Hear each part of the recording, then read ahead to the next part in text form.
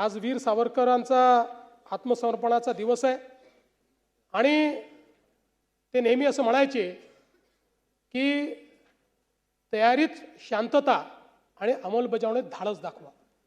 मला असं वाटतं की त्यांनाही अभिवादन करताना याच विचाराने आपलं महाराष्ट्र आज या ठिकाणी काम करतोय आणि म्हणून मी या ठिकाणी सांगेन,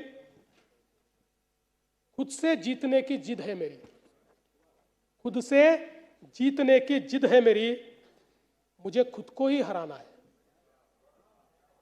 खुद से जीतने की जिद है मेरी, मुझे खुद को ही हराना है।